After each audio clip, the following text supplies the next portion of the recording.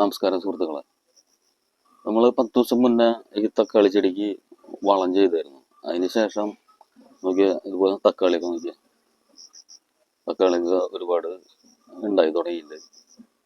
പിന്നെ മഴ ആയത് കാരണം കൊണ്ട് ഈ തക്കാളിക്ക് അത്രയ്ക്ക് വിളവ് ലഭിക്കില്ല കേട്ടോ. മഴക്കാലത്ത് വളരെ വിളവ് കുറവായിരിക്കും. എപ്പോഴും നല്ല വെയിലുള്ള ടൈമിൽ, മഴയില്ലാത്ത ടൈമിലാണ് തക്കാളി കൂടുതലായിട്ട് ഉണ്ടാവുക.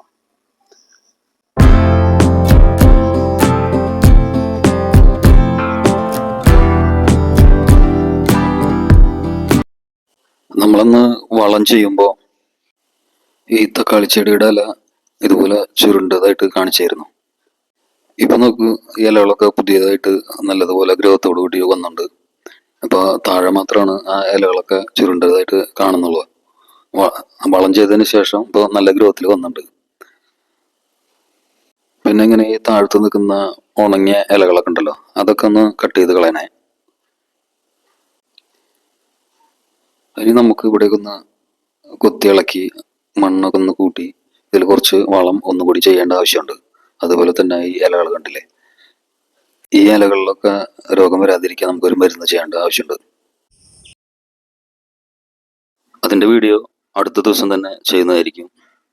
ഈ വീഡിയോ നിങ്ങൾക്ക് ഇഷ്ടപ്പെട്ടാൽ ലൈക്ക് ചെയ്യുക, ഷെയർ ചെയ്യുക, സബ്സ്ക്രൈബ് ചെയ്യുക.